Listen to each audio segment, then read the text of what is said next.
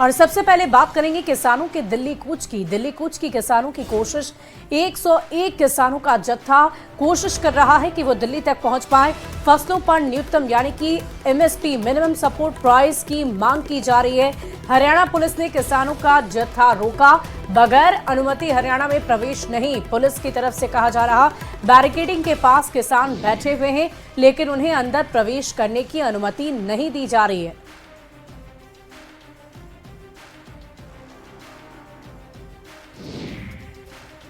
और अब बात करेंगे जम्मू कश्मीर में चल रहे सेना के सर्च ऑपरेशन की। जम्मू कश्मीर के कठुआ में सेना का सर्च ऑपरेशन जारी है। कठुआ के हीरानगर में 4 संदिग्ध दिखने के बाद से सेना के जवान अलर्ट हैं। संदिग्धों की तलाश में सेना का ऑपरेशन जारी है। तो अभी वही सर्च चल रहा है, एरियल सर्वेलेंस वगैरह सब कुछ चल रहा है, तो देखते हैं आगे क्या होता है। 3 से 4 लोगों की खबर थी, अभी उसको कोरॉबरेट भी कर रहे हैं, लोगों से पूछताछ भी जारी है और सर्च भी जारी है। जो इनपुट है वो बड़ा सीरियसली लिया था और हमने इसी सीरियसनेस के साथ इमीडिएटली पूरी फोर्सेस मोबिलाइज करी हैं। जो भी रिसोर्सेज हमारे डिस्पोजल पे थे वो सभी हम लोगों ने यहाँ पे लगाए हैं, तो लेट्स सी क्या निकल गया। और जम्मू कश्मीर के उधमपुर में 2 पुलिसकर्मियों के शव मिलने से सनसनी फैल गई। पुलिसकर्मियों के शवों पर गोली के निशान मिले। अधिकारी ने न्यूज 18 को बताया है कि शुरुआती जांच में ये पता चला है कि मामला आत्महत्या या एक दूसरे को गोली मारने का है। शव को पोस्टमार्टम के लिए फिलहाल भेजा गया है, जांच जारी है। किस राइफल से इन्होंने शूट किया? ये सुबह 6:30 बजे की वारदात है और ये सुपोर से तलवाड़ा की तरफ ट्रेनिंग सेंटर पे जा रहे थे और यहाँ पे जो पुलिस ऑफिसर्स मौके पर पहुँचे हैं, उन्होंने जो इनिशियल तफ्तीश की है उससे साबित हुआ है कि AK-47 राइफल का इस्तेमाल हुआ है। सर इसमें इंजर्ड भी हुआ है कोई और कहाँ उनको लेके जा रहे हैं? 2 पुलिसकर्मियों की डेथ हुई है, तीसरा पुलिसकर्मी जो है वो सेफ है। और देखिए एक बड़ी खबर है सीरिया से। बताते चले आपको, राष्ट्रपति विमान मार गिराने की खबर सामने आई। सीरियाई राष्ट्रपति असद का विमान मार गिराने का दावा, विद्रोहियों का असद का प्लेन मार गिराने का दावा। परिवार के साथ में प्लेन में सवार थे राष्ट्रपति असद। IL-76T प्लेन में सवार थे राष्ट्रपति असद और अब तक प्लेन मार गिराने की आधिकारिक हालांकि पुष्टि नहीं। सीरिया में बिगड़े हालात, देश छोड़ने की कोशिश कर रहे हैं लोग। दमिश्क एयरपोर्ट पर अफरा तफरी का माहौल है। पटना से बड़ी खबर, खान सर का सामने आया एक नया वीडियो। प्रदर्शन के दौरान बिगड़ी थी उनकी तबीयत। शुक्रवार को प्रदर्शन में शामिल हुए थे और आपको बताते चले कि गुरु रहमान उनको मदद करते हुए दिखाई दे रहे। उस वीडियो में गोद में उठा करके खान सर को भीड़ से दूर किया गया था। बताते चले आपको, उनको हाइड्रेशन की प्रॉब्लम हो गई थी, साथ ही साथ उनको फीवर भी बहुत ज्यादा हो गया था। पटना एक निजी अस्पताल में खान सर का इलाज चल रहा है। शनिवार से उनका इलाज जारी है। आज भी उनका बीपी काफी ज्यादा बढ़ गया, जिसके बाद डॉक्टर्स ने उन्हें दवाई देकर बीपी को कंट्रोल करने की कोशिश की। देखिए फिलहाल डॉक्टर ने उन्हें आराम करने की सलाह दी है। लगातार लोग उनसे मिलने के लिए भी अस्पताल पहुंच रहे हैं। डॉक्टर ने कहा है कि अगर सारी स्थिति ठीक रही तो कल तक उन्हें अस्पताल से डिस्चार्ज कर दिया जाएगा। इधर पटना में बीपीएससी अभ्यर्थी पर प्रदर्शन के दौरान लाठीचार्ज की गई। आरा से सांसद सुदामा प्रसाद ने निंदा की और दोषी अधिकारियों पर कार्रवाई की मांग की। निंदनीय है, लाठीचार्ज निंदनीय है और दोषी अधिकारियों पर कार्रवाई होनी चाहिए। हम लोग मांग करते हैं सरकार रोजगार पर ध्यान फोकस करे। महागठबंधन की सरकार ने रोजगार पर ध्यान फोकस किया था और मैंने करीब 5 लाख लोगों को, खास करके शिक्षा विभाग में 2,17,000 लोगों को नियुक्ति पत्र दिया गया था। तेजस्वी यादव का बड़ा बयान, बीपीएससी परीक्षा को लेकर के बयान दिया है। पेपर लीक होने की जताई आशंका। 13 दिसंबर को परीक्षा होनी है। आपको बता दें कि 17वीं संयुक्त पीटी परीक्षा होनी है। तेजस्वी की बीपीएससी से ये मांग है, दुरुस्त व्यवस्था के साथ परीक्षा कराई जाए। कहीं फिर ना पेपर लीक हो जाए, तो कम से कम सरकार को, बीपीएससी को इसमें भी दुरुस्ती लानी चाहिए। जब तेजस्वी 17 महीने था तब तो कोई पेपर लीक नहीं हुआ। 5 लाख लोगों को एक दिन में नियुक्ति पत्र बांटा गया। 3 लाख नौकरी हम लोग जो है प्रक्रियाधीन करा के आए। उसके बाद बताओ क्या सिस्टम रह गया। वहीं किशनगंज से आरजेडी विधायक सऊद आलम के बिगड़े बोल सामने आ गए हैं। उन्होंने महिला अधिकारी को लेकर एक विवादित बयान दे दिया है। सऊद आलम ने कहा है कि महिला अधिकारी कभी दुपट्टा नहीं रखती, लेकिन उस दिन शायद वो ओढ़ ली होंगी। ठीक है, गाड़ी उन्होंने पकड़ी थी तो प्रयास के लिए गए कि भी चले बालू उठा लिया, थोड़ा वो ये कर लिया तो आप इसको छोड़ दीजिए। ये लोग इसी प्रयास के लिए गए थे। अब उसके इसमें एक्शन में आकर के उन्होंने गलत कदम उठाए। दुपट्टा खींचने वाला आरोप थोड़ा सा बरात पड़ा लग रहा है। में लिया जाएगा, उस पर भी कोई ना कोई कार्रवाई होगी। सर, दुपट्टा खींचने वाला आरोप थोड़ा बरात पड़ा लग रहा है। देखिए, पहली बात तो ये कि वो मैडम दुपट्टा ओढ़ती ही नहीं है, और उस दिन पता नहीं कैसे जानबूझकर दुपट्टा लेकर के आई या क्या। जेडीयू के राष्ट्रीय कार्यकारी अध्यक्ष संजय झा ने सीएम नीतीश कुमार को भारत रत्न या फिर उससे बड़े अवार्ड देने की मांग की। उन्होंने कहा कि जिस तरह उन्होंने एक फेल स्टेट बिहार को पटरी पर लाया है, ये कोई दूसरा नेता नहीं कर सकता था। जून महीने से पहले पूर्णिया से हवाई सेवा शुरू हो जाएगी। नीतीश कुमार जी भारत रत्न या उससे भी बड़ा कोई रत्न है, जरूर मिलना चाहिए। बिहार के लोग और देश के लोग जानते हैं, बने बनाए चीज को बनाना आसान है, लेकिन जो एक फेल्ड स्टेट था, ये स्टेट फेल कर चुका था। नए लोगों को शायद ध्यान नहीं होगा, जो यंग पत्रकार है वो शायद नहीं कवर किए होंगे, लेकिन जो आप ही में जो पुराने पत्रकार है उसको भी याद होगा पूर्णिया का सीन, कैसे डॉक्टर भाग गए, कैसे उद्योगपति पूर्णिया से भाग गए, कैसे किडनैप हो जाते थे, किसका राजपाट था, कैसे चलता था। एक फेल्ड स्टेट को ठीक करना वो असंभव काम, मैं तो हमेशा कहता हूं, लोगों को विश्वास ही नेता पर उठ गया था। राबड़ी देवी के मिथिला राज्य की मांग के बारे में संजय झा ने कहा कि मैथिली की पहले तो मैथिली को बीपीएससी से ही हटा दिया गया था। सब लोग जानते हैं उनके समय में स्थिति क्या रही। नीतीश कुमार जब आए तो फिर से मैथिली को बीपीएससी में लागू किया गया। रांची से बड़ी खबर, सीएम आवास पर आज बड़ी बैठक होगी। सत्ताधारी दल के सभी विधायक शामिल होंगे। विधानसभा सत्र की रणनीति बनाई जाएगी। सरकार की भूमिका को लेकर मंथन होगा। 9 से 12 दिसंबर तक विधानसभा का सत्र होगा। नवनिर्वाचित विधायकों का शपथ ग्रहण होगा। शपथ ग्रहण के बाद में स्पीकर का चुनाव होगा। सदन में विश्वास मत हासिल करेगी सरकार।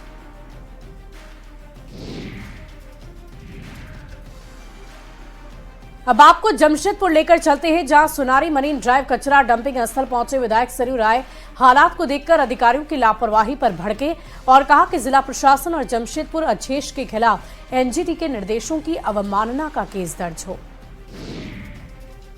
2 साल पहले से अपार्टमेंट के लोग बस्तीवासी मिलकर इस मामला को उठाते रहे हैं, और जब हम लोगों ने इस मामला को उठाया तब यहाँ के स्थानीय विधायक एवं मंत्री को काफ़ी परेशानी होती थी। वो इसको निजी विरोध मान लेते थे, जबकि हम लोग हमेशा इसको सामाजिक कार्य मान करके इस कचरा से मुक्ति दिलाने का आग्रह उनसे किया करते थे। है कि मेरा ये फिर से एक सवाल है कि जब 4 करोड़ का टेंडर निकाल दिया गया है, उसमें 2 करोड़ पेड हो गया है, तो अभी तक काम क्यों नहीं हो रहा है? ये मैं किसको हम लोग बोल सकते हैं? और अभी तो ये बाउंड्री वॉल अगर कर दिए हैं आप, इसमें खाली कचरा रोड पे नहीं आएगा, बट बारिश के दिन आप संभाल नहीं पाएंगे। सांस लेने में दिक्कत होती है बहुत। हम लोग तो होते हैं, बच्चा लोगों की और परेशानी होती है, घर पूरा काला हो जाता है। दिखाता है, प्रदर्शित करता है कि ये लोग बिल्कुल निपुण हो गए हैं इस काम में कि हम ना केवल गलत काम होने देंगे बल्कि खुद भी हम गलत काम करेंगे। ये सरकार, प्रशासन और हमारी नगर पालिकाओं की स्थिति है। इससे बुरी स्थिति क्या हो सकती है? यही रहा तो कौन किसकी सुनेगा? आप किसके यहाँ शिकायत करने जाइएगा? ये तो जंगल राज जैसा हो जाएगा।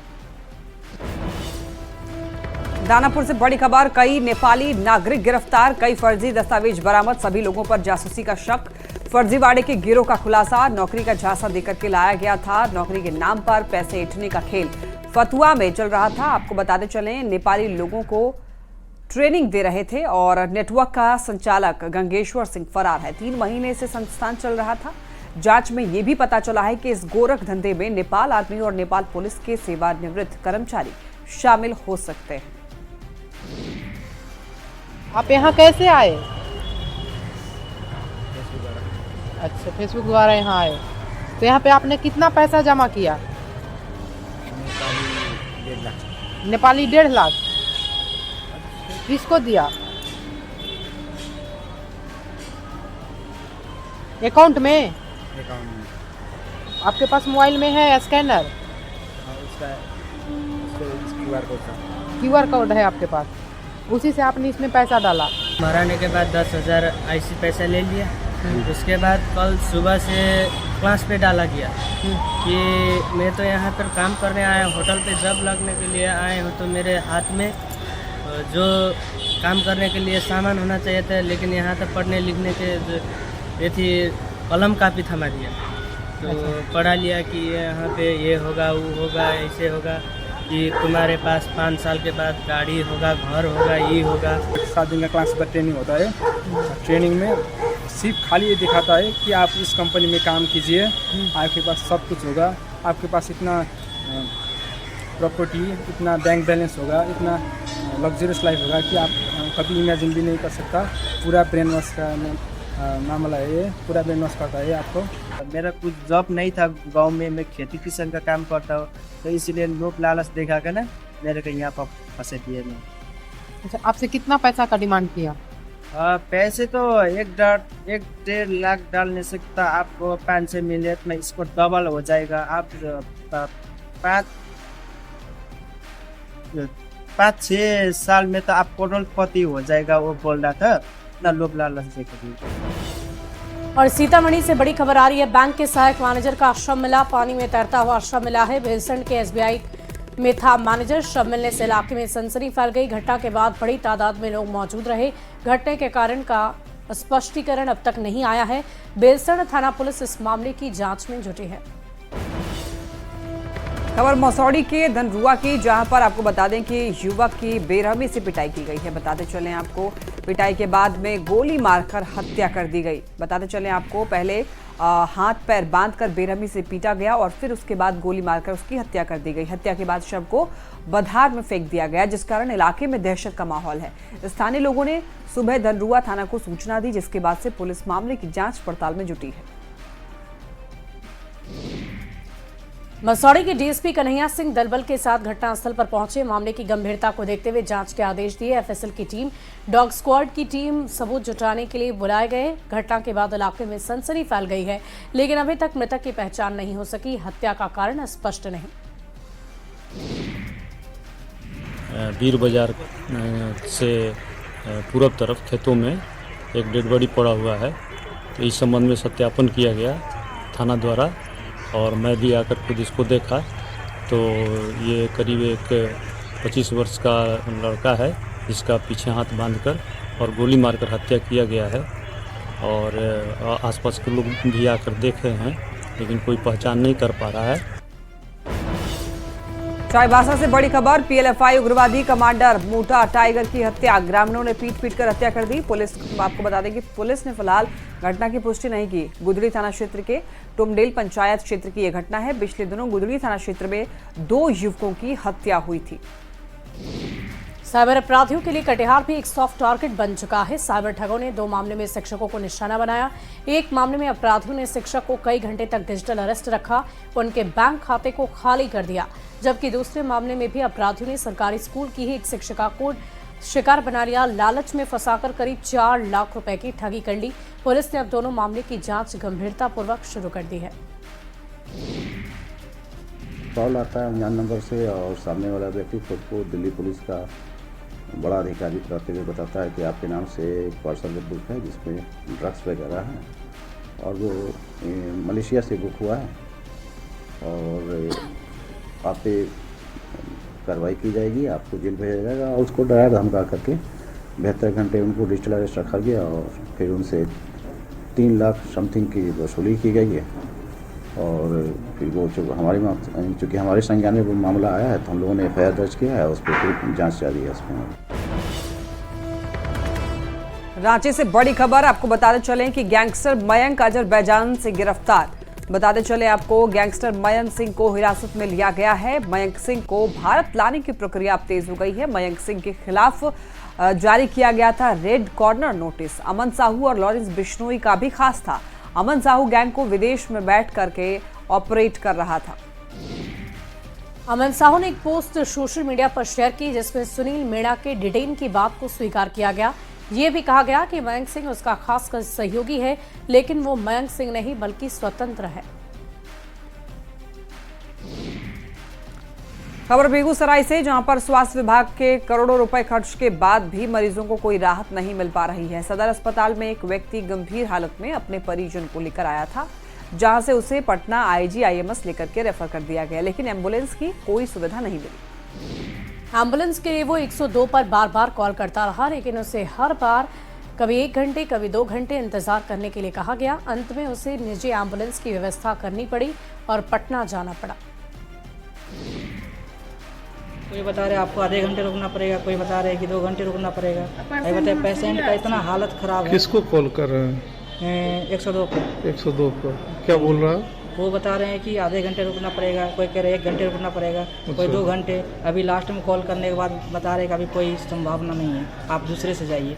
शिकायत सुनने को मिली है और मैंने इसके जांच के आदेश दिए हैं, और अगर ऐसी बात है तो सदर अस्पताल से हमने मांगा है कि आप इसके विरुद्ध शिकायत लिखिए और राज्य सरकार को इसकी सूचना दे दी जाएगी, जो जांच करके हम लोग इसकी सूचना सरकार को दे देंगे, क्योंकि इससे सरकार की छवि खराब होती है। आम जनता, जो गरीब जनता है, उसको काफ़ी परेशानी का सामना करना पड़ता है।